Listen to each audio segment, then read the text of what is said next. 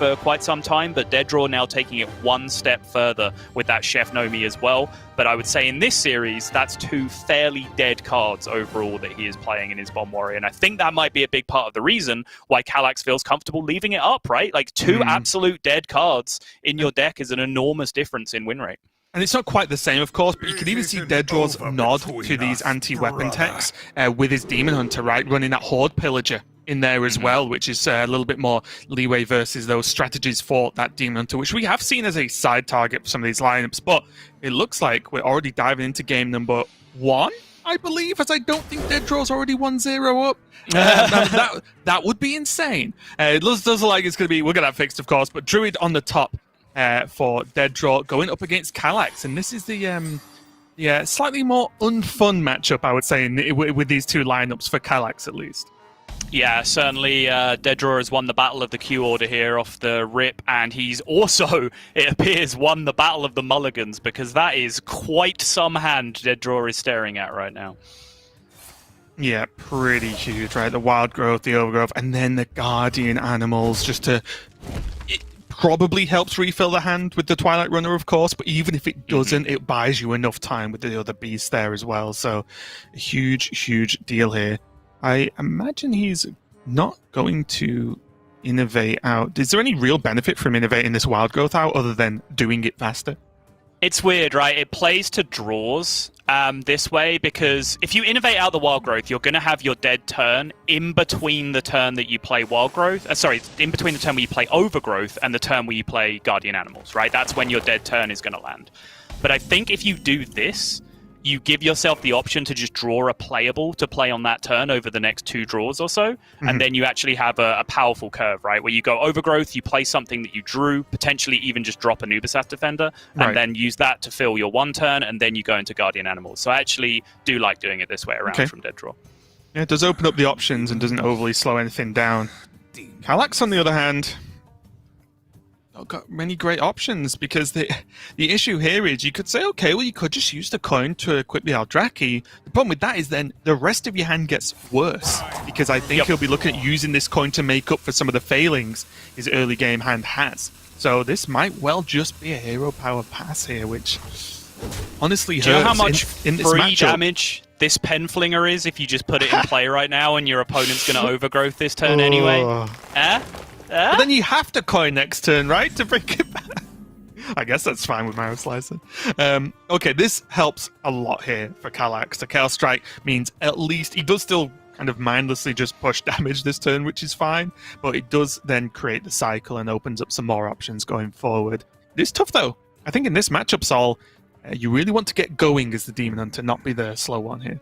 Yeah, you do. And when I, said all the way back on turn 1 that, DeadDraw's not only won the Battle of the Q Order here, but also won the Battle of the Mulligans, I was not only referring to the quality of DeadDraw's hand, but also the lack of quality in Kalàxz's hand, because I think generally if you're going to have hope in this matchup, you want to hit your minion curve early and actually be pushing, 6 to 8 damage with those early minions before you even start doing anything else. And Kalàxz's hand was so far away from doing any of that he's going to find himself in trouble.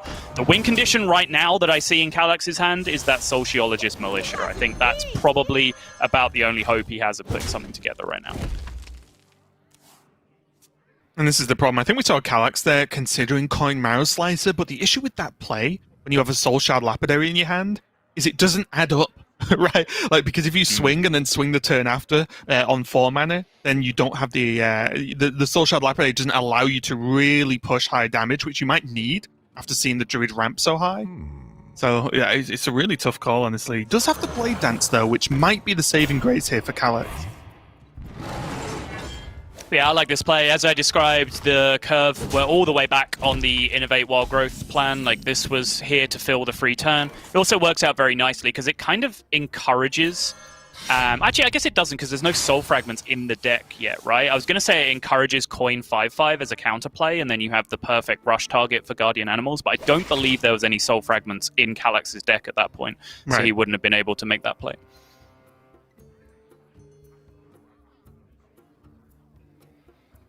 And this is a little bit scary for DeadDraw, and you might think, Raven, you're a madman.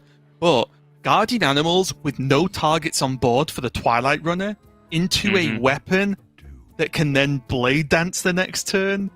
Oh, it could. Oh, I think he might just have to do it anyway, but he could whiff. Wow, and we see him actually passing on it. That's huge. Yeah, no, I completely agree. I think it's just way too scary there when you just have absolutely nothing in your hand, essentially, right? Like if this Guardian Animals doesn't draw some cards, he is going to be in serious trouble right now. If there was an overflow in his hand, completely different conversation, right? Because no matter what, he can then just overflow next turn if it's that bad, if it's answered. But like you said, because there's nothing there, tough one. I wouldn't overly mind the Gidra being just played out, though. It's kind of hard to get to, doesn't die to Shard Chatter, and if a Blade Dance comes out on a plain Gidra on this board, then you would have the Guardian Animals to follow up with. Right.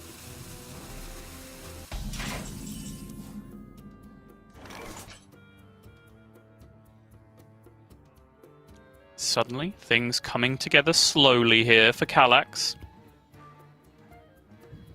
Yeah, even Hero Power down, it looks weird, but Hero Power trade and then playing Kayn doesn't look too bad. Mm-hmm. Because then he actually holds the coin for Militia next turn, and if he doesn't use the Lapidary, it doesn't use up one of those fragments. Yeah. There's also the option to just throw 1,000,000 fragments into your deck right now, right? Like you could just Hero Power and swing into the 3/5 and then just replay the other Marrow Slicer to get the fragments in there as well, and then just have Coin Sociologist available on the next turn for the enormous board presence. I can see that actually, because you do have to point out that if that looked like an awkward turn last turn, what does the next turn look like? And are you actually, again, just giving DeadDraw targets with playing Kayn? So, although for me it feels weird to just pass up on having the minion on board, I can understand it. It looks like Kalàxz agrees.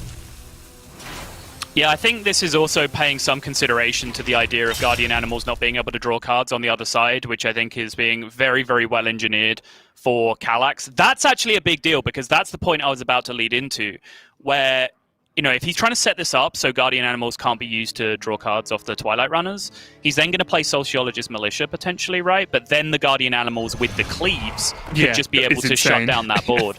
But a Cleave being drawn here from DeadDraw is actually quite to his detriment if the big push does come out to Kalàxz this turn. Especially because he'll only have to sacrifice one minion into it, right? With the Swing of the Weapon too, if he wants to guard the board. He could just wait again, though, if he really wanted to.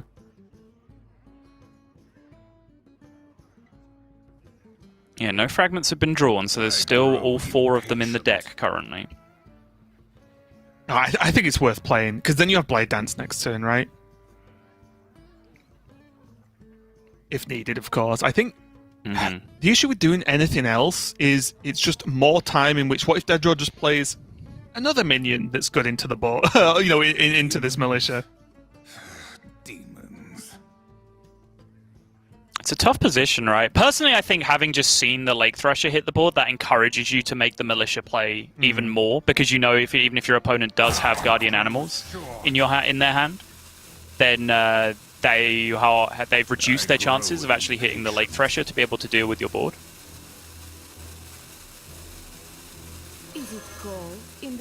It's going to hold off. Okay. Yeah, it's going to go for the slower approach. Kalàxz just banking this Penflinger damage. It all adds up, Sol. It all adds up.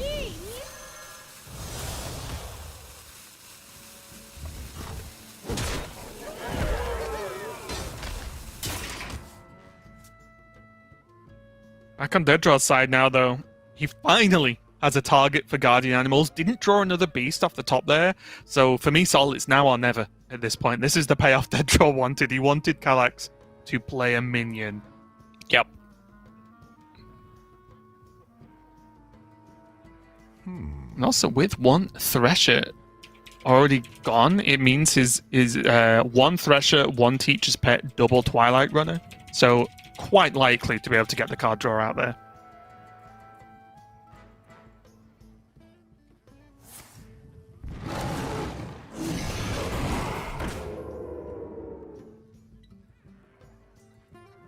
There's the runner. You get one, and to get the Thresher as the other options, that's kind of funny going into a potential Militia as well. Now he just has double Thresher in his hand, and also the Ysera off the top. Things are starting to piece together for DeadDraw. It took him a little bit longer than I think he would have liked, but it is getting there.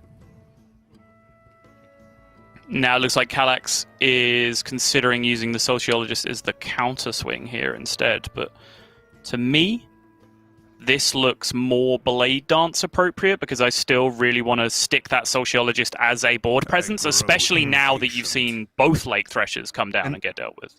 And although it uses up a fragment, I think Lapidary Dance just looks so good here because you get to just push 9 as well. Like you get a 5/5 on the board. You've just finally seen the Guardian Animals that was held onto for so long. It's unlikely there's just another one. Impatient. Kalàxz gonna go for something else. Maybe like Penflinger, and then like Hero Power Blade Dance Penflinger or something. I don't know. Yeah, Like this looks like it could be overcomplicated for me.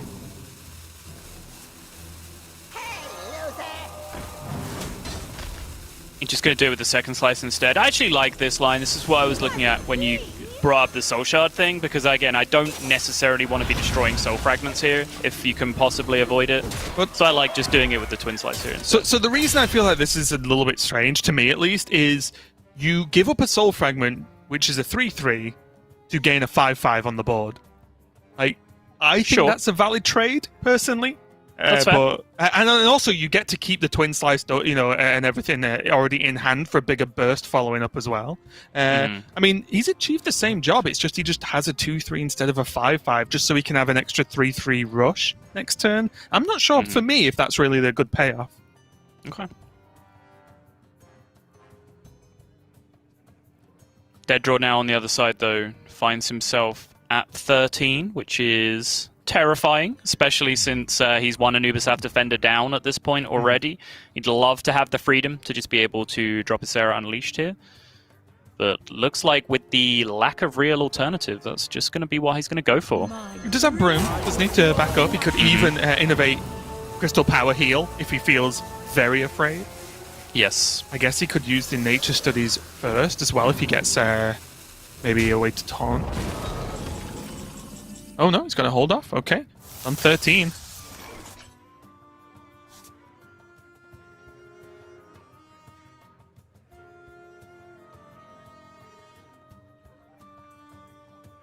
Not quite enough to burst down for Kalàxz, but he could use this turn instead as a preparation turn and get, say, for example, the weapon equipped. And I know this game has been all about setting up that militia for Kalàxz, but I think the militia starts to slip away right now, funnily enough. I actually think it might be a good idea to get some of this damage pushed now and then have that turn all Demon Hunters dream of the Kane dodging taunts to just go through for lethal the turn after.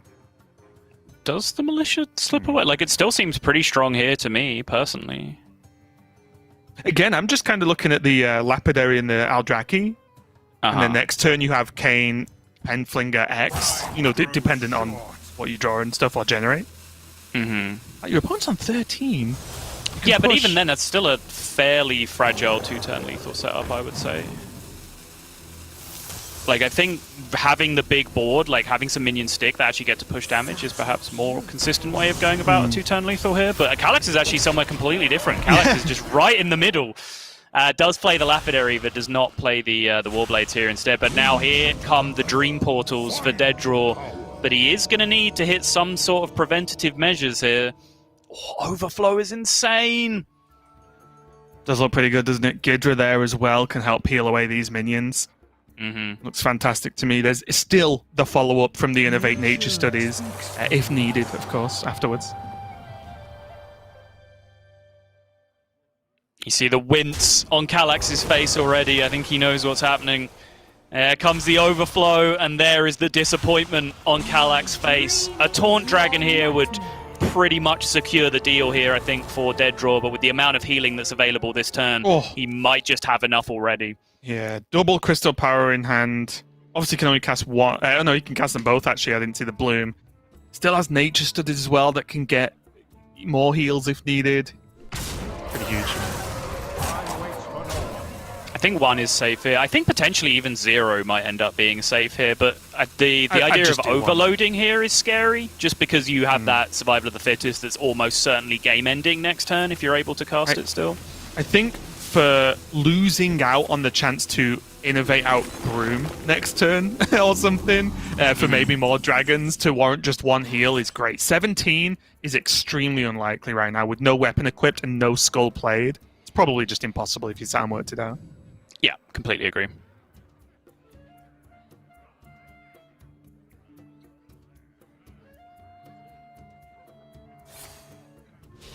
Kalàxz going to do his best to try and pick this apart, but he can see that his current hand absolutely does not get there, so he's going to have to go digging with the Skull of Gul'dan. I'm not sure what 3 magical cards this is supposed to dig out of his deck, but certainly none of those, Raven. No, definitely not.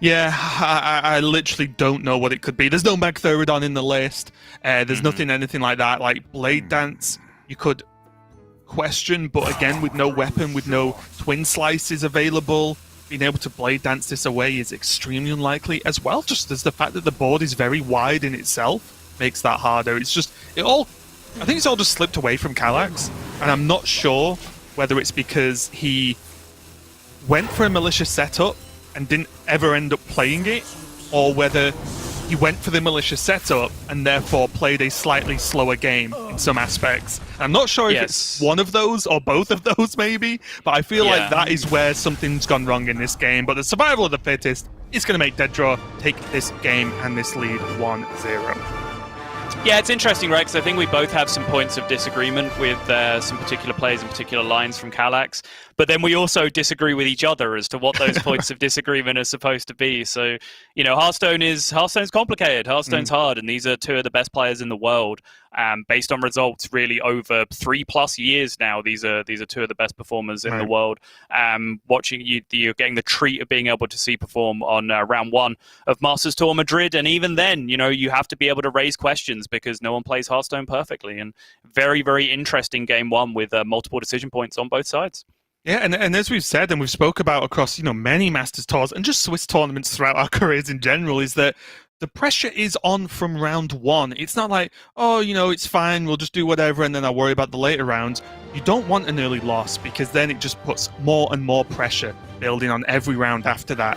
So it really is huge for both these players, especially when DeadDraw, as you've mentioned earlier, has the best record in Masters Tour full stop, but hasn't quite had the actual final results to get there yet. Does look like he's going to be going on this Bomb Warrior. And are you a fan of this, at least at first glance, Sottle? Do you like this Nomi inclusion in general, not specifically for this matchup?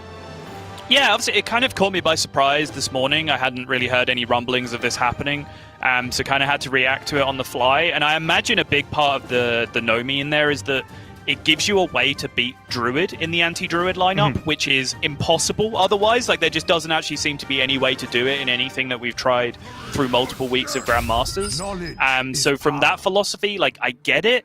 But, you know, we've had this discussion enough that I'm personally of the belief that carrying 1 or 2 nonsense tech cards in your deck weakens your other matchups by a lot more than some people seem to think it does. So how much you're losing out now against, for example, a Tempo Mage coming out from Kalàxz by just having a Bloodfen Raptor and a 7-mana 6/6 in your deck remains to be seen. But we do get to see it right now and draw our own conclusions based on this 1-game sample size. Yep. 1-game sample size, only 1 slot you have to give up to include it in the list. I mean, it all seems to add up to me. Kalàxz, on the other hand, isn't going to be playing Paladin. He is going to be playing Mage, of course. And this is the first outing in Masters Tour, at least on stream, obviously. And already seeing the effects, Sottle, the evocation there at the bottom, 2 mana. Yeah, it's had a huge impact already. He would have ripped it on turn 1 there if it had cost 1. Insane. Well, this is the point. Unplayable. He couldn't if he wanted to, Sol. That's a big difference, right? He just removes a whole turn option from your game. It's big. Apprentice picked up, which, you know, normally we would already be talking about some of the insane game-winning plays you could put together with an Apprentice and an Evocation, but now already you can really see that nerf come into play because, yes, all the spells that you generate are going to be discounted in the same way, but just that initial one extra mana investment that you have to throw into that turn. That's one extra turn that you have to wait before you can pop off in a lot of positions. It's a huge deal because look at the difference or the ability or lack of a lot of decks right now to deal with that turn 3 with coin apprentice turn with the Cyclone and then reducing Giant, going off with Evocation. If that happens a whole turn later, so many more decks like sort of come online faster to be able to deal with things like that. So I think it will make a rather large impact. But so far, we do see Kalàxz getting ready for the long game with that 7-mana Malygos available to him now, which is fantastic. Yep, just find yourself a whole bunch of arcane missiles, and we've got a party going. Yeah. Yeah, though, we do see one of those dead cards we were talking about for a little bit different from the Nomi, I would say, but having the Zephrys just sticking around as a Raptor is a little bit rough. We might even see it come out this early. It's interesting, right? He did have the option of playing a little bit for tempo here because he already had the Coin Wrench Caliber available. He didn't necessarily need to play the Corsair Cache to get himself a curve there, but sometimes playing minions is net negative against Mage, right? Just because of some of the things it enables them to do, just early pop-off turns with Cyclones and whatever else. So I think holding back here is very reasonable for DeadDraw. Just get the card draw going. Now Kalàxz has to make a plan now. If he thinks he's going to stick the Malygos, he could go for the Fireball. Although it seems quite unlikely, so I imagine it might just be a Tome of Intellect here, honestly. Yeah, the Discovers in general have been pretty awkward for Kalàxz. His 2 Primordial Studies without Lab Partner or Solarian. He did have the option for Blood Mage on the previous one, but ended up going for the Mali anyway. And then Steward of Scrolls really not offering him up anything premium there, right? Like, essentially what he's done there is picked Mystery Choice, which costs him 1 extra mana, right? Like, that's not really something that you want to be doing in that spot. Yeah, really is a desperation play, but it's the most playable with the hand he has, right? Apprentice, Mana Cyclone, take the spell that's going to cost 0 and generate you some more stuff. Here, though, a little bit awkward now because Coin Wrench Caliber doesn't quite cut it, does it, against Stewart? No, it will with the upgrade on the following turn, but there's also the argument where, like, the Risky Skipper package is very, very effective in the matchup. So you could also just say he's willing to allow the board state to spiral a little bit, just to be able to dig through his deck and find those skippers that will be able to catch him back up again, especially with an Armor Smith in hand. I think this play makes a lot of sense. And also, as well, the Ankar, outside of course, facing down the Steward, it's a good shape versus Mage. You farm a lot of their minions, right? So it's not as if he's equipped a very weak weapon here. It's just weak to the exact 1 minion that's on board. So I actually quite like the slightly slower approach here from DeadDraw. And Kalàxz is kind of forced into a slower approach as well, using Arcane Intellect to draw some more cards. But this is one of those weird issues you get into with Mage, is sometimes you only have the spells and none of the combo minions. Sometimes you really only have the minions and not really a ton of spells to work with. You never really hit that happy medium in some games. Kalàxz just going to continue to tempo here, having now hit the Lab Partner. Opportunities to hold on to cheap spell damage minions in hand for Crown Session in a lot of matchups, but I think in this one, playing out tempo while you can is pretty promising.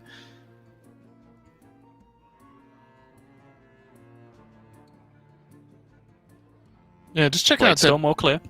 Yeah, just check out DeadDraw's list. He just has the 2 skippers and the 1 Sky Raider in there. He's going to be able to draw from this Ankar, unless I'm blind. So it's not like this is going to get, or he needs it to get value of every single swing. So we could potentially see him over-equip the weapon with the Wrench Caliber next turn. Yeah, especially now both skippers have been hit. I think those are the ones that he really did want to secure.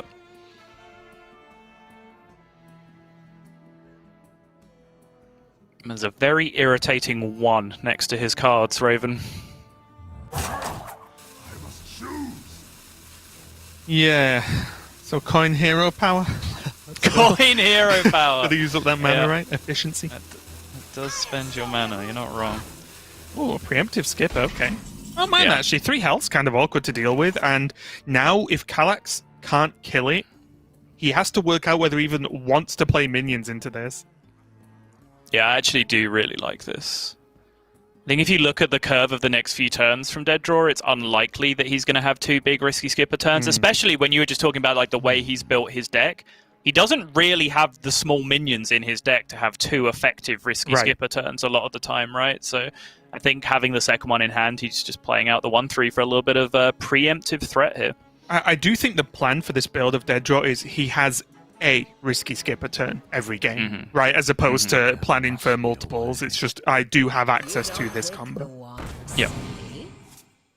One maker going to come down now, which would lead me to believe that Kalàxz isn't going to go for the Apprentice Evo this turn, or anything like that. Right. Again, it's just a very scary thing to do into the risky skipper with no real guarantee of being able to deal with it efficiently. Picking up the Brain Freeze is very nice here, but again, it's not like Kalàxz is really left with a particularly attractive turn. You can see how much disruption this risky skipper has represented. Actually, what would you think about ping the risky skipper and just pass, and then save the Brain Freeze for juice for the turn afterwards? Interesting. What does that achieve, Raven? Well, you gain 1 additional spell for that Cyclone to go off with, and I think Kalàxz would like to trade some of his cards in his hand for other things that actually do stuff. Sure. Juices that Mana Giant down whilst performing that feat as well, so... that feat. I don't know. Yeah, that feat. I just didn't know if risky skipper for 1 turn, when you have a... Oh, okay, the minion would have got farmed by the weapon, but when you can bring it a little bit lower, and you can just kill it next turn anyway with the Brain Freeze. Right. I didn't know whether that was worth an extra spell. Okay, is it time for DeadDraw? Does he feel like it's about time he loaded up on these Wrench Calibers? Oh, I thought you were talking about playing Zephyrus then. Time to play the Bloodfen Raptor on the board. Alright. I mean, you could just play minions this turn in that case then, sure. Yeah, that just changed things, right? Because that is a reasonable play this turn suddenly, as opposed to just going Wrench Caliber phase. Yep. Well, he's already attacked this turn, so he would just be like preloading the Wrench Caliber for the following equipping turn. the Wrench Caliber, yeah. Someday I'll be just like you. It's a dangerous minion, though. It's not always a particularly high upside. We've seen multiple players really leverage this position, as Kalàxz is attempting to do here, I believe, with the 0 mana evocation. Good chance he can find a way to get himself an Apprentice back in his hand at the end of this turn. That's it, right? I imagine we're going to see this removal come out before we see the Cyclone get played, if that's going to be the plan. Not the best, though, is it, this evocation? No. There is finally a Solarian, though. 3rd time lucky for Kalàxz on the spell damage discovers. But right now, it's a very unattractive-looking Fireball the Sacket Sapper. Oh. Ugh. The problem is, I nearly said, it doesn't really feel worthwhile, does it? But then I'm like, but there's 2 Apprentice on the board, and if you don't do that, there'll be 0. Yeah, so, I mean... Oh, kind of forced into this one. Like, if this hand doesn't have an Apprentice in it anymore, what does it actually do, exactly. is the question. And the big problem is, this Cyclone now is just stranded. It just may as well not exist at this point.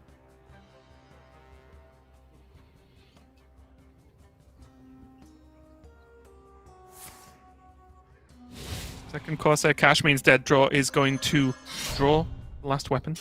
That Wrench Caliber live. Get it equipped.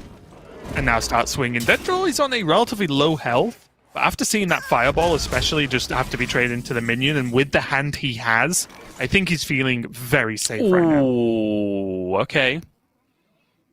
That is a card in Kalàxz's hand that actually achieves something now. He's seen 1 Blade Storm get used on a pretty low value board. He just has to go in and see any other way around it. Anything else is too weak as far as I'm concerned. Okay. Speaking Not a of too particularly weak. scary outcome, though. Oh, Blade Storm is potentially insane here. Looks good to me. Good shield block first. Well, he could just trade the minion in Blade Storm and then finish off the Ironbark with a Skipper combo if he doesn't want to use any other resources throwing into it. Which I believe still works. Does he? It sounds silly, but with the Skipper, Armorsmith, and shield block, can't you just face tank this? Maybe. Like, I'm less worried about like me face tanking the minion and more worried about me hitting my opponent in the face with my weapon, because it seems to be about like that point in the game, honestly, where you need to start getting on with it and pushing some damage.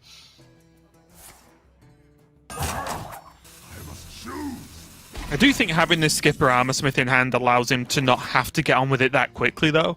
He still has removal with that Brawl if the board goes wide. He has the armor gain if he needs it, so he can take his time. I do actually like the weapon swing there. Okay. I guess with Battle Rage in hand as well, that kind of disincentivizes the Skipper play as well, because he really wants to line all that up together, especially with the makeup of his deck, right, where he has Zephyrus Nomi in there as well. Like, getting down to the bottom of his deck is actually even more high value than it usually would be. I will say, Sol, after seeing that Bladestorm, this has all led to this one singular moment where Kalàxz picked the Malagos. Looks like a good play to me. Doesn't look bad, right? I get it on the board. If it lives and you gain spells, great. But more importantly, it's a pretty solid Conjurer's Calling target for next turn. Yeah, no, I completely agree. I really like playing the Mali that turn. Okay, there's an Arcane Missiles, though. So you're saying there's a chance? I mean, DeadDraw's only on 13, isn't he? Yep. Alright, fine. Ooh. I guess he's got Arcane Missiles with Spell Wings, right? Yep.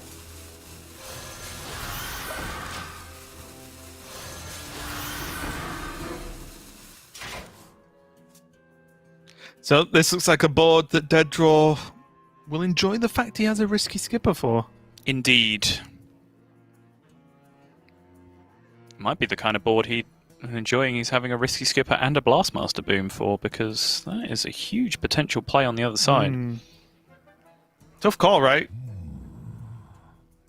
Just because you then potentially just give up the Armorsmith value? Yeah, agreed. Especially since this is second Skipper. I think 13 is just too low to necessarily be flirting around with at this point. What's up?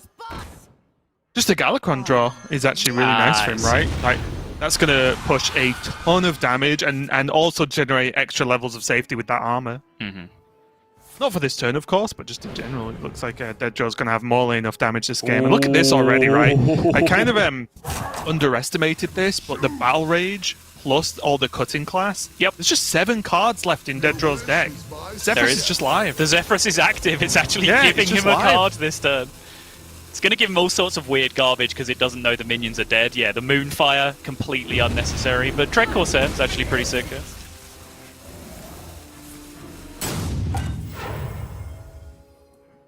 Has to coin here to dump cards, so he just ends up coining the upgrade, pushing extra damage. DeadDraw now finds himself at a much more secure 18 health. Actually has board presence of his own to be dealing with, and has a ton of tempo on the following turns as well. Yeah, definitely turned into an uphill climb now for Kalàxz in what was a game where it was like, oh, well, any extra burst, you know, this double Arcane Missiles, get in there, to now suddenly it's like, oh, I've got to actually kill this Armorsmith somehow, and then chunk through all the damage, which is pretty tough. Shambhala turn now from Kalàxz. Does have that Frostbolt, something that we have not yet mentioned, that tech that does come in. Double Frostbolt in this list, pretty crazy. Deciding he has to start throwing it at minions here to try and push some damage through to face, reduce some of that value from the Armorsmith.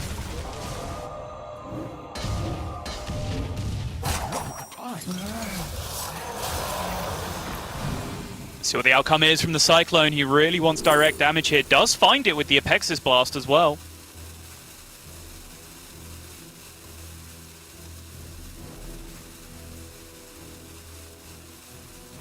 Tough choice there. Do you just take Mazaki because it's just a big thing?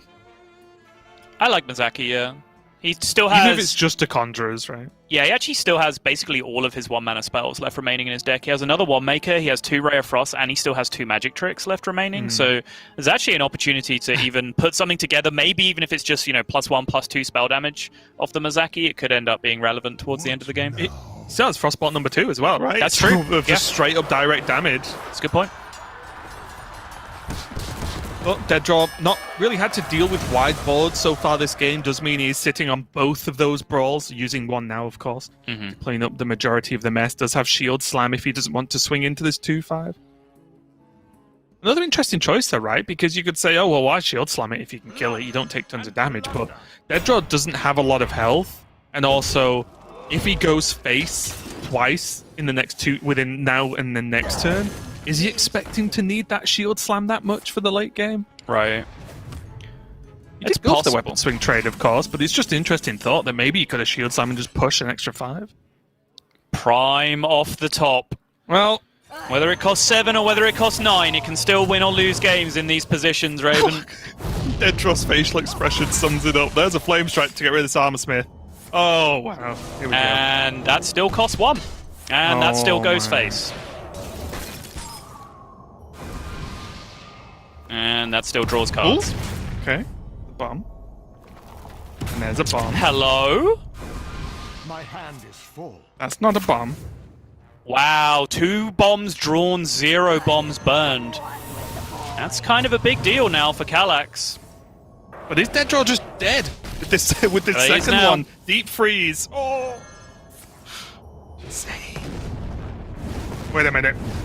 Alright, that's a big deal. Oh!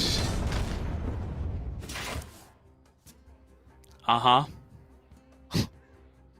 Yeah, I really feel like how much that card cost was the big deal, Raven. I'm glad we changed that about the card. To 11. Okay, so there is Galakrond, there is Shield Slam. What now? Can he do anything else that gets him there? I don't exactly know what card he's got left in his deck, but at worst he could kill one and on paper have enough armor to actually live through the elemental ping. He has Barov remaining, so he could just dig for Barov and just play like Barov, armor up, shield slam his own Barov. Because if he doesn't deal with both water elementals this turn, he's basically conceding, right? I guess Deathwing does the same thing. Sure. Yeah, Deathwing armor up. Mm-hmm. I mean, we can see he is just dead to the Apex's Blast regardless. Yep. But DeadDraw has got to do what he can do. I wonder.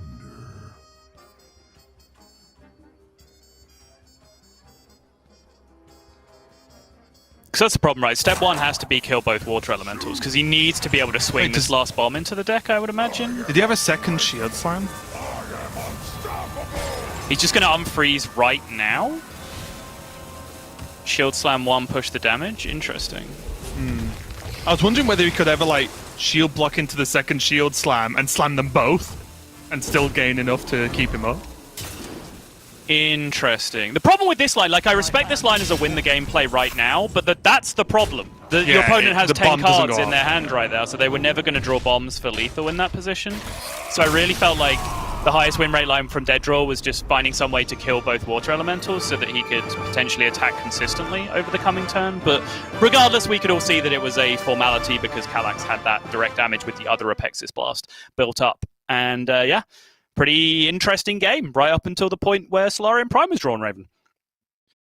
Yep, and that's also one of the funny, depending on which side of the board you're on, but the fact it got nerfed to 9 and not 10 does mean that if you potion it, you can still play the second one, which we did see, of course, in that game. So pretty huge deal, honestly, for Kalàxz. And I do feel that really, it obviously did with the Pyroblast and everything, but I do feel he needed something of that power level to dig himself out of that game, because I do think DeadDraw was really piling on the pressure. We could see the Galakrond was already in hand, the Dr. Boom there as well to just fill the board up with boom bots and put on even more pressure.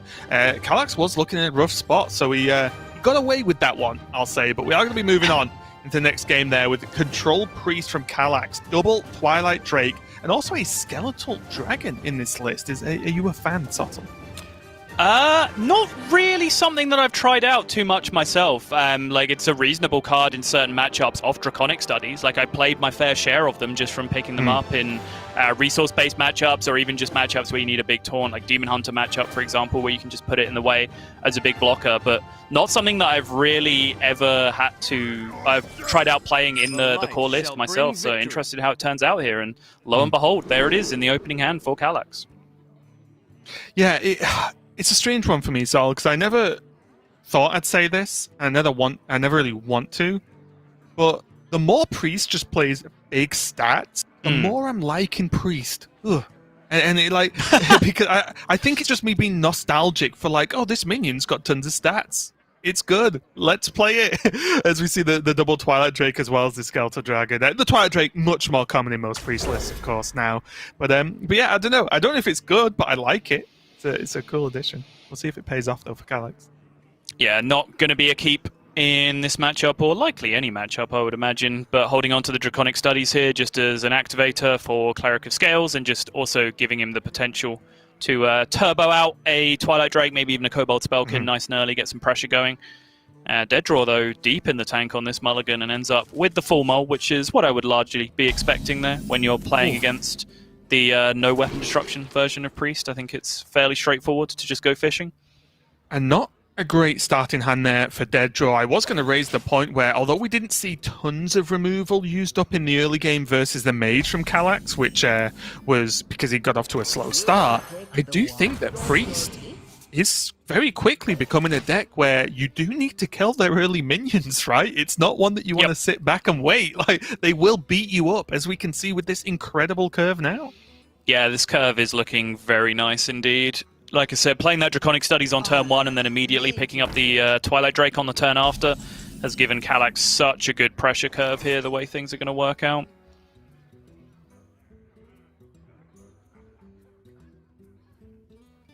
Does have options to go Cleric of Scales here instead and perhaps even preserve that discount for the Dragonmoss Skystalker instead, but I like just Big Boy this turn. Yeah. I like it. It's just too good. And the thing is, I think the Cleric and some of the other options with Sethic, Mind Vision, they're your filler turns, and I don't think he needed a filler turn this turn. I think he wanted the big minion turn instead. Coining out the shield block here means that DeadDraw's hand is going to be very dead for a turn or two, but that's just the respect being given to the Twilight Drake. You can see the effect that it has. Just a big old pile of stats on turn 4. Something that's been missing from the metagame for quite some time, it's got to be said. And now I really like this Sethic option here. Sethic, Renew, and then obviously depending, there's Mind Vision, there's the trade after the Renew on the 2-1 as well. This is the nice turn there for Kalàxz to build a bit of a hand, still keep some board presence, and then continue to have good follow-up with that Cleric or that Cabal Acolyte next turn. Yeah, I like it too. What's Kalàxz overly looking for from this Renew? What's the good outcome here? What's the key cards? I mean, something to do on turn 5, I would argue. Obviously, like, Power Shield is free, so you'll take it. But, like, there, for example, Draconic Studies would have been an absolute premium option if he'd have selected it. Just so happened that was the one he was given at random from the Sethic Veilweaver. But that's the kind of card here that can just give him something proactive to do on turn 5, which I think is a pretty big deal. You could also go Cleric of Scales here to look for, like, Apotheosis or something similar if he thinks he's going to stick a minion this turn. I think that's also justifiable. Yeah, I actually like it this way, right? Because the Draconic gives him that turn 5 play you were talking about, so yeah, so it's pretty sick. I think I like this more than Cleric. Yep, me too. Ugh. Now, big question. Is Sethic going to get shield slammed? Almost certainly, yes. Yeah. Oh, I mean, you know it's right, but it still doesn't feel good, does it? Nope. Not in the slightest. And now there's just a Dragon Ball Skystalk on the board, right after Shield Slam number 2 has been used up. Yeah, and that's why it felt even worse, is that it was the second Shield Slam having to come down, and this just piles on top of the misery for DeadDraw. Does at least find that Wrench Caliber now, but he's reached the point of the game where there's going to be consistent pressure on the other side of the board now from the Priest. So on any turn he wants to play that Wrench Caliber, there's a good chance he's going to have to invest sort of 8 to 10 points of health into doing that by leaving minions up and allowing them to hit him in the face. He does have good follow-up though, right? He does have that one big board wipe now with Barov and Bladestorm. It's expensive and a lot of resources, but he can just say a hard no to the board and then open up Wrench Caliber, or do it the other way around, depending on how much pressure's down there, of course. But he has something that will then get him to Wrench Caliber. Maybe then Krastenov gets the job done, then it gets him to Boom or Deathwing. So at least DeadDraw has a plan with that cutting class draw there, and he paid a lot for that plan. That was an expensive one, but he got there. Raven, I'm a raised dead gamer. Am I a crazy person? I don't Ooh, think okay. so. Interesting. There's a lot of really good minions Kalàxz has played this game, right? Yes. Like the Sethic dead, the Twilight Drake dead. I would like Yes. more of those. I had to go for Yes. Draconic. Good chance like a Brawl or something was going to come down here, so you also then get like Dragonmaw, Skystalker, and Cobalt in your pool as well. I do. So my philosophy behind saying that, I was pointing it out because a lot of people would snap pick Apotheosis there, right? Because that's what they think the matchup is about. That just big heals, survive the bombs, win the game, right? Whereas actually, I think a big point of success is just having enough threats to just continue to pressure the warrior turn after turn. And his hand is just running out of threats a little bit right now. So obviously Draconic Studies and Raised Dead both do something similar in terms of just getting him more stuff to play.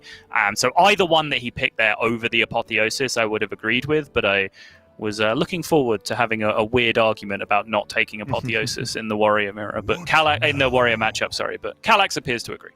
Yeah, I like it. Like, funnily enough, the Warrior isn't that good at removal, right? So if you keep putting things on board, it keeps making the game difficult for them, as we've seen DeadDraw so far. But DeadDraw, going for a player I didn't really foresee with this Anchor equip and just trying to draw the risky skipper. For me, though, is this DeadDraw just not wanting to commit Barov and Blade Dance to the same turn?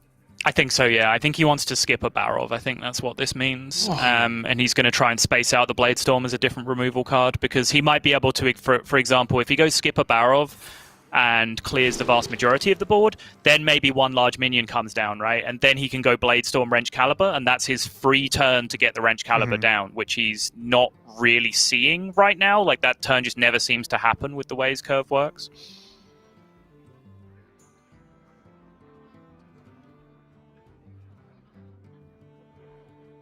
Kalàxz going for that Hothead. Just a nice chunky minion again to help with the board refill. But it's interesting now. Does he even need to commit more? Or if he just hero powers? I wouldn't necessarily commit a big minion here. I think Crimson Hothead is like right on the line. I would have been 100% okay with just the Wand Maker. I would have been 100% against the Evasive Draconid. I think the Crimson Hothead is like right in the middle here of just making sure you have enough pressure but not too much pressure. It also means that unless that was Skipper, DeadDraw might have to pay for this turn with some health of his own, because now it has Taunt. You can't exactly just swing face and then get the Skipper. That's true. It's actually very unlikely that a Skipper isn't in hand already, though, right? Because there have to have been 0 pirates drawn, and then it's still a 33% that the first pirate was the Sky Raider. Yeah, so. it was definitely less a comment on the plan and more of a comment of the outcome of the Hothead more than anything. Right. There's the Skipper, but like I said, DeadDraw did have to use that Bladestorm, or chose to use the Bladestorm, should I say. Yep.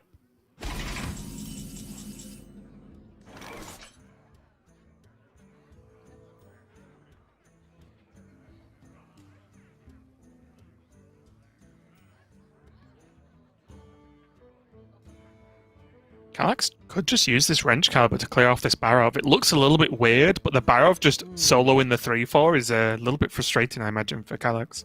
It is, yeah. Just looking at that myself. It doesn't even look that bad, right? You could play Wand Maker, see what comes off, of course, but then just like Wrench Caliber trade, have a 3/4 if you heal it up as well.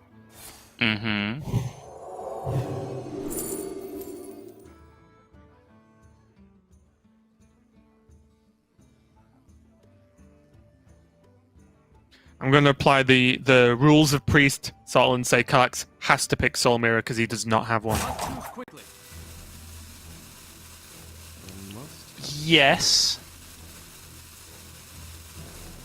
To me, look, this is one of those draws where you don't say, oh, well, you know, it's more of what you've already got. You really want the thing you've not got, right, to cover the bases here. And I think Soul Mirror is such a unique card that it does that very well. It's going to steal the barrel. Huh? Steals the barrel, essentially just to like push the 3 here. Huh. Which is interesting, right? Because Wrench Caliber kind of does the same job. Yes. Just in a different way.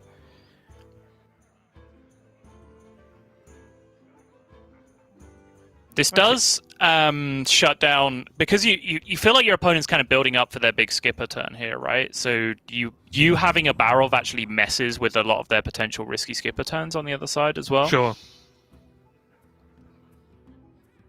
It doesn't. But that Cabal wave combo is just so brutal in a lot of positions in the mid game against Warrior, because a lot of times you get to this kind of position and they kind of have to Deathwing you to get back onto the board, and then you just steal it away, and you just have like a 12-6 or a 12-5 or something on the other side that Warrior really struggles to deal with.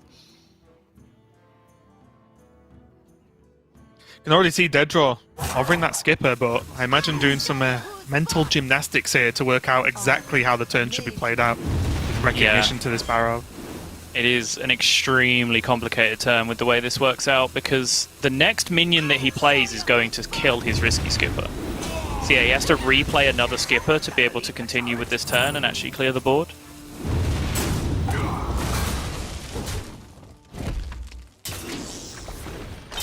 The board is clear though, and DeadDraw is now on 27.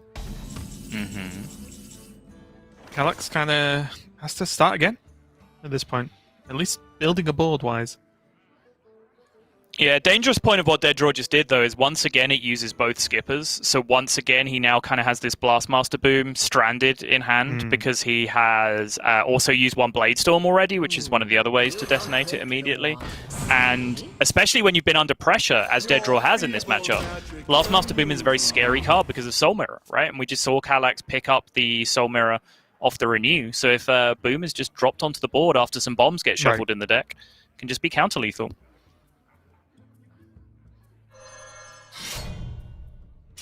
So this is going to be it's time, Raven. Yep, let's go. Yeah.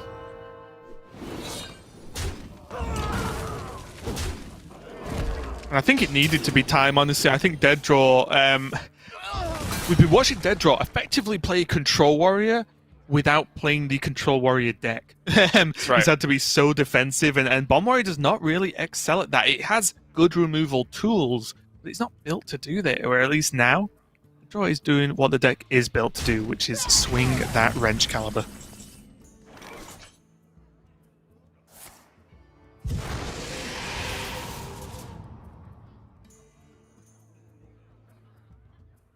Reasonable. Sethic is a very nice pickup here indeed, yeah, especially with the Embalming Ritual already in hand.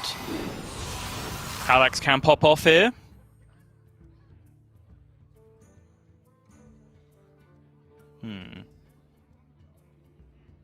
Really difficult choice at this point in the game when you're just staring at that Wrench Caliber on the other side of the board, because Renew, you think, oh, do I need this Renew for my own face to heal up if these bombs start going off? But it does have Radiance in there as well, so I do like this just being cycled for additional cards this turn, but it is a tough decision. What isn't a tough decision is this Power Infusion in a fire. Like, get it done, hit him in the face. Yeah. Just an That's 8-8 an now. 8-8. And you got another Embalming.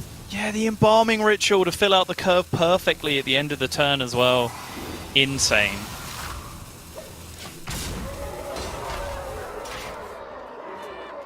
They're drawing the back foot down to 12. Does have this Deathwing to help, but it just helps a bit. It's not going to dig him out. It does an okay job, but not great. Yeah.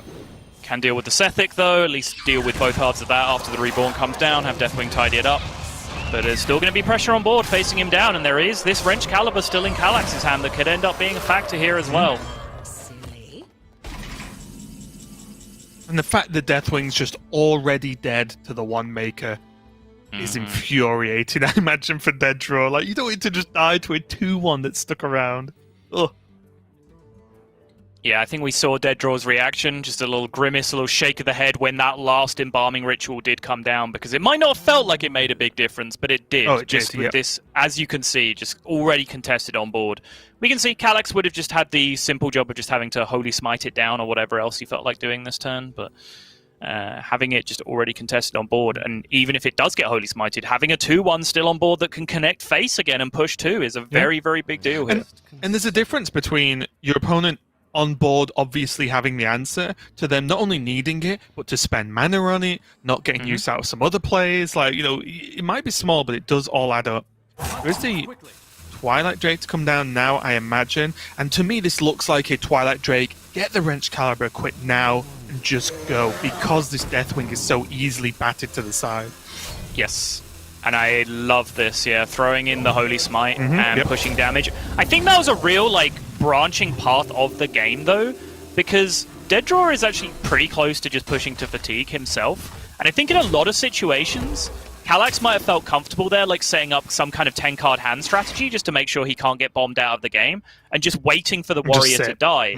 But this is, look at the build that he's dealing with, right? Like, I don't think you can feel comfortable doing that against this version of warrior because of the addition of the Zephyrus and the Chef Nomi, most importantly. Right. Which, you know, if you need one Soul Mirror to deal with the Blastmaster Boom, you then need another one to deal with the Chef Nomi. Like, suddenly that's a lot of answers that you don't have because you're going to burn away so much of your deck overdrawing bombs. So that's it. With all you that can't in mind, rely on it. yeah, exactly. And with all that in mind, I do just like the idea that Kalàxz just goes for the aggressive push here and just sets up to try and end the game quickly.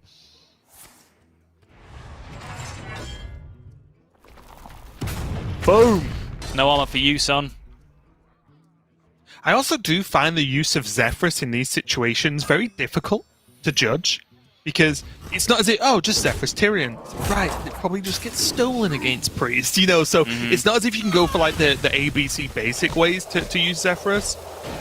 And I'm not really sure what DeadDraw can even go for here. Maybe actually a more defensive Zephyrus, looking at the way his health is currently set. Oh.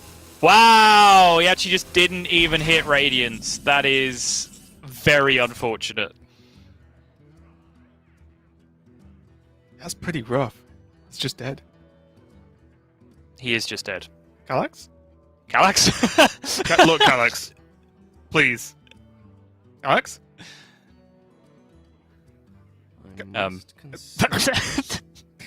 Somebody give him a call. Don't do that. This is... Are we choosing to believe Kalàxz doesn't see this? Because he would have just have to at this point, right? done it, right? He has a weapon.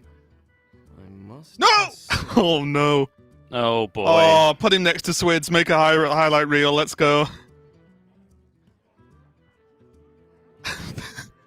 I don't know how to cast this soul. There's just 6 damage of it. Yeah. Is it the opposite of the armor that's visible but not really there? Instead, there's invisible armor that DeadDraw's got? I don't know. Oh, Wah, no. wah. Oh, no.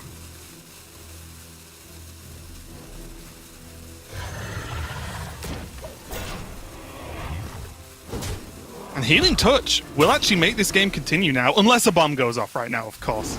This won't happen.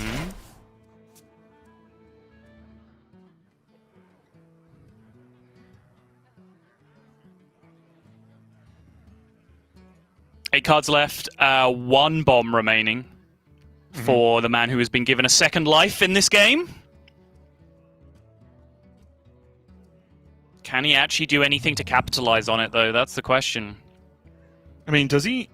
Is it to the extent of Healing Touch and just try and draw into Nomi as quickly... Well, as soon as you can, as in get it active quickly. Obviously, it won't be playable yet, but...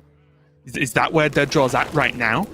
Because it doesn't look like he's going to be able to make Boom do much this game. No, but, I mean, he has to be able to keep the board clear, right? Oh, wait. Should he have actually just gone, like, Zapper Brawl that turn, as crazy as it sounds? Yeah, it's a possibility, right? I did consider that, but I do think it has to be the Boom play. Like, he's never really gonna be competitive on board if he doesn't get this done. But obviously, we can see that the Soul Mirror coming back the other way is probably it's gonna be huge. quickly end this game. You had to do something, though. You really did. And Kalàxz is likely to win this game with the Soul Mirror play. Certainly. There's 4 bombs and no other minions that can go anywhere, right? I was counting the Boom still being alive for some weird reason, but yes, you're completely correct. Certainly will win this game off this Boom play. And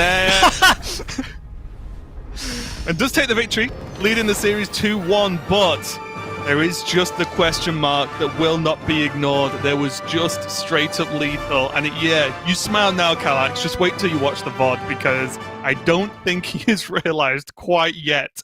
And I'm sure when he does, he might feel not great about it. But maybe it's better for him that he didn't realize he missed it there and can finish out this series clean.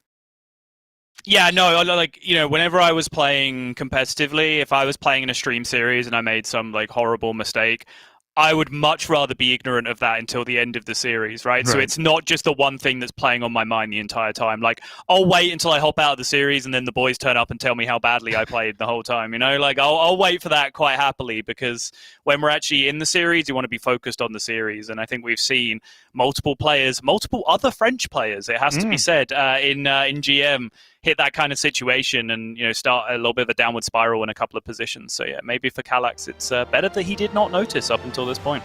Yeah, and it does leave him with only one deck left, which is going to be this Soul Demon Hunter here. And again, just looking at the build is fairly standard, I would say. The double Frozen Shadow Weavers does add a bit of an old school spice to Demon Hunter right now. But outside of that, it's pretty much what we expect to see. There is, right. I feel right now, just the forever floating 2 to 3 slots in Demon Hunter that people pretty much play their preference a lot of the time. But generally, this is what you're looking at as a bread and butter list. Yeah, there's the core slots, and then it's, like Pen Flinger, Altruist, Consume Magic, 1 or 2 Glade Bounds. 0, 1 or 2 Glade Bounds, I guess, actually, if you want to really dig into it. Those are the 4 to 5 cards the Raven's talking about that are a bit more flexible. But the core package of put Soul Fragments in your deck and then pay them off by dealing a whole bunch of damage to your opponent, that stuff doesn't really change. It makes up the core of the deck and is largely designed that way, right? Like, this is, you can see how this is kind of a developer-intended deck, right? The way that things actually function together with the Soul Fragments going in and then the payoffs coming in the form of damage. So how you finish that deck off with those last remaining spaces is where the player creativity can come in, and we've certainly seen a few evolutions come and go throughout the long season of Grandmasters. Yeah, pretty solid mulligan, there for DeadDraw. As far as I'm concerned, at least, of course, they're cash to get the weapons cooking, but also just the risky skipper, Armor Smith nice and early, because one thing I think you don't want as Warrior in this matchup is to not be able to deal with these frustrating openings that Demon Hunter has. Like, yes, Demon Hunter swings big late game, does tons of damage, but these little early minion starts are so annoying as they just make this chip damage start to stack up and stack up and stack up. Whereas now, DeadDraw's going to have multiple ways to answer this. Whereas I, on the other hand, am focused on the quality of Kalàxz's hand, Raven, because not only did he have the early minion to play down, he has the perfect curve 2 into 3. He also has both Aldraki Warblades lined up, which is huge for him. Hitting that mana burn can be a very big deal. The only slightly awkward thing right now is how this Skull is getting cast from outcast position, because that's 2 very key cards in the matchup that he has locked over on the left-hand side of his hand. But meanwhile, DeadDraw also played his Corsair Cache and hit very much the wrong weapon for him in that position, because Ankar only draws 1 Pirate from his deck at this point with the opening hand that he's picked up. It's really tough, isn't it? And for me, at least for Kalàxz's Skull, I think I would just spam the Eldraki Warblades out and get that Skull cast, but we will have to see how he chooses to manage the lifesteal effect. But Whoa, Raven, are you telling me that you, Alexander Baguli, would like to cast a Skull on... Don't you pronounce my second name like that to this viewership, okay? So, look, you can joke around with it with a couple of us, but come on. Would like to cast a Skull on the earliest turn possible? Is that what you're telling me? Okay. Well, my thing is, Sol, do you need the health if you've already won the game? Yeah. That's my question. But we do see DeadDraw there go with that risky skipper Armor Smith turn just to deal with some of this board along with that Shield Slam. So a lot of resources, but it will save him a lot of damage in the mid to late game. This hand is very hard to play. I'm just going to put that out there as a statement, uncontested. Like, what do you even do this turn? Do you actually need to plow through all of these Warblade charges? It pairs nicely with the Mana Burn, which shuts down the weapon for the second turn in a row. Obviously, you shut it down on the previous turn with the Shadow Weaver. I was actually looking at potentially just Warblade's hero power this turn, clean up the board, and then just keep on swinging, yeah. It's good to me.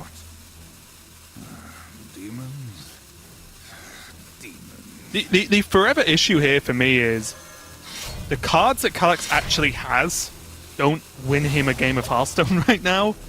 So do whatever it takes to draw into the ones that do. Yeah, I think that turn was really, really hard because obviously the upside of the hero power is that you clear the board, you deal with the Armor Smith. Armor Smith is a must-kill minion in that situation and basically any situation in this matchup.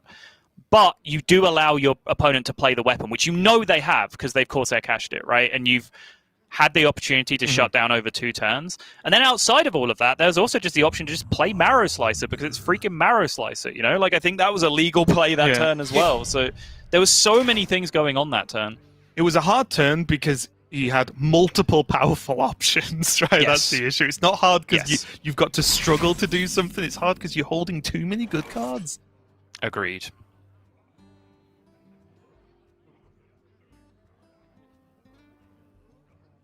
All right. Committed. Skull on curve. Read my mind, Sottle. What am I going to say? It's... Demons. So, Hero Power, Mana Burn, second Warblades. Looks good to me. This is my issue, though. Like, I feel like the Mana Burn does a lot less this turn than it did on the previous turn. You could hold the Mana Burn. I don't think holding the Mana Burn's the biggest problem in the world either.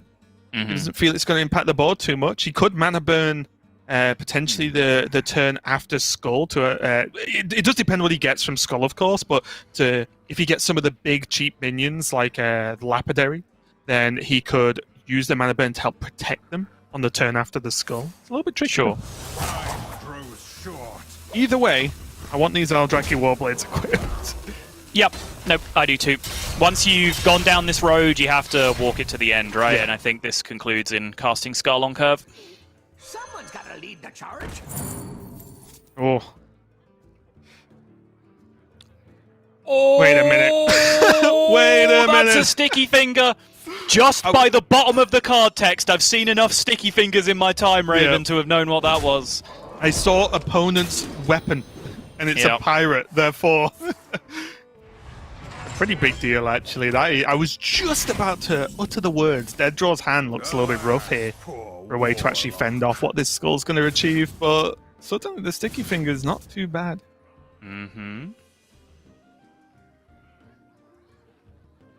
What does DeadDraw actually choose to do with it, though? Because there's a lot of conflicts going on right now between these multiple weapons that both players have equipped. It's not the easiest thing in the world to work out from DeadDraw's perspective how he wants to line up that Kobold Sticky Finger.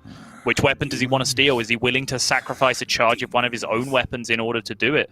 Is it worth just not playing this Ankar if he fully uses up this French Caliber just so he doesn't have a weapon equipped and is able to Kobold Sticky Finger away something from the opponent? Interesting turn there as well, honestly, because I was looking at just kill the 1/2 and just play the 0-mana Shard Shatter there. Because he hasn't got any fragments in, so it doesn't waste a soul fragment, right? It puts a 3/2 on the board, and if DeadDraw swings a weapon into it, great. If he uses any way to kill it, great. It's a Shard Shatter that's generally bad in this matchup. Sure. Okay to me.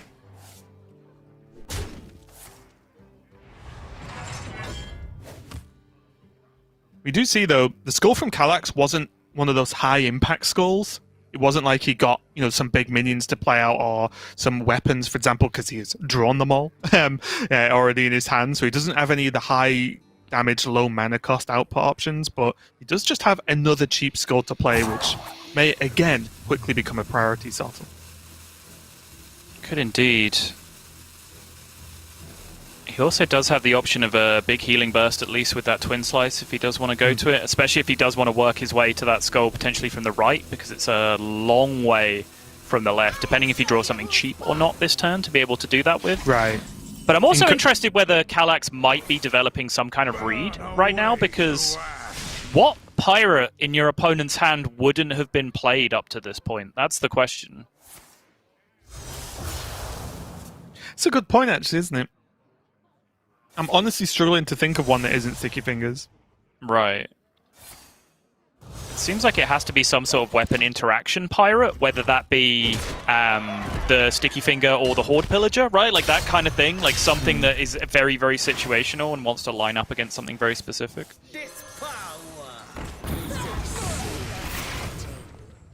Kalàxz is going to end up getting value from the Shard Shatter, though. Clearing up some of that board, getting the weapon re-equipped now, and he can start pushing a ton of damage. I think it's fairly safe to say he did not develop a read on the Sticky Finger, Raven. Yeah. This is not the play you would do into a Sticky Finger. No. That's not a criticism. I was just wondering if it is something that he was putting together. But yeah, you can confirm from his reaction there that that absolutely was not something that he had in mind going into that turn. The mana burn setup was very nice, by the way. I talked about the advantages of it in the early game to deny the weapon coming down. I think when Kalàxz skipped doing that, the next best thing he could have done was to deny the Blastmaster Boom. Mm-hmm. So he chose to do that, and he had an extremely powerful setup turn there. Probably a game-winning turn against anything except Kobold Sticky Finger.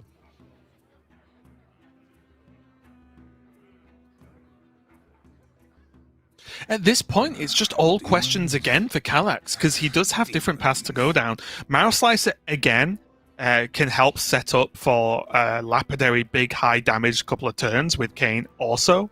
So he could look at doing that. He could even potentially go Marrow Slicer and Blade Dance this 4/4 away if he's that bothered about it.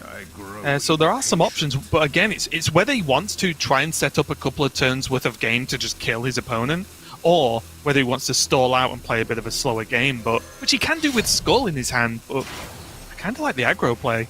Shock. Yeah, no, I like this too. 2 cards from the far left deals close to maximum damage this turn, pushing 7 immediately, and it also makes his Skull playable from the left on the following turn, right, if he wants to go for that, if he's able to do so. So, yeah, I really like this line.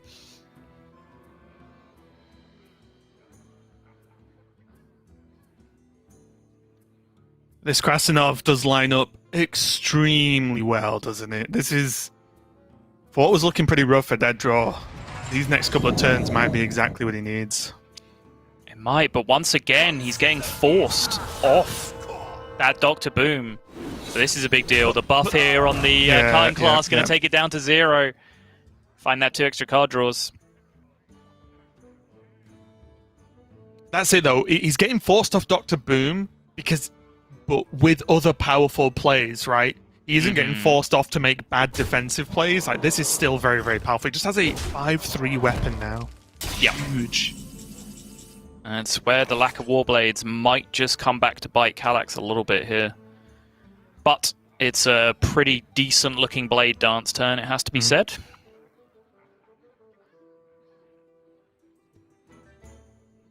Wait, how many fragments does he have? He has 3.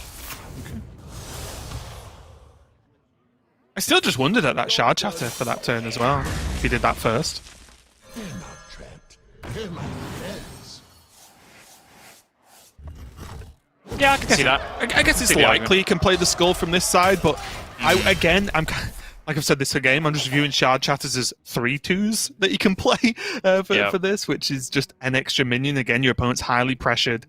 Just have an extra minion on the board, make that Skull that little bit easier to cast. Yeah, and once again, the Blastmaster Boom cannot come down, and there we see that Chef Nomi coming into hand once again. That is a dead card for quite a number of turns still at this point. But now DeadDraw can have at least some level of the ability to understand how much damage Kalàxz is capable of. He's seen Kayn, he's seen all of the weapons. Kalàxz doesn't play a Horde Pillager. He does play a Glaive Bound, though. That is still potentially damage from hand. And I think there's, is it 1 Twin Slice Glaive Bound and then some Chaos Strike left? Yes, and the Pen Flinger as well is in there. there. Oh, sure, yeah. Yeah, two Chaos Strikes still remaining, and then there is the Glaive-bound Soul Shard, as you were saying. Yeah, so it probably is a bit too much damage available to just go Deathwing Pass, even though it does put a big threat on board. I do respect this shield block play, just to be that little bit safer. There's a Chaos Strike. Okay. There's a bomb. This is the big problem now. The threat of counter-lethal, and there's 2 of them in a row. You don't pick the ones. 1 bomb remaining in deck at this point. Twin Slice is picked up, though. That's going to unlock the Skull. It does cost him an extra mana to do so. There is only 1 bomb remaining, so Kalàxz cannot die here immediately. But if the card drawn is a bomb, he will be facing down lethal from the weapon on the other side. Does he even want to hero power first before he plays this mana feeder? He doesn't have a lethal setup without more cards right now. I think he has to. Oh. This is tense. Was that Cutting Class? Draw. Oh, Brawl. Brawl. Okay. So the damage is not there for DeadDraw. Once again, 1 bomb remaining in the deck in these 14 cards, but 4 of them are soul fragments. So there's only 9 legitimate cards. And if DeadDraw pushes him down to 1, he has to draw 3 soul fragments before he draws a bomb to survive it. He has to just like Deathwing hero power here, right? Seems like it. Because just as much as he's nearly killed Kalàxz, Kalàxz nearly could potentially have the kill on him next turn as well, from his point of view, with those card draws. So, because of when the skull was played and how much mana was available, there were still cards that can make an impact. Like Bladebound wouldn't have been playable, right? He only had 1 mana left.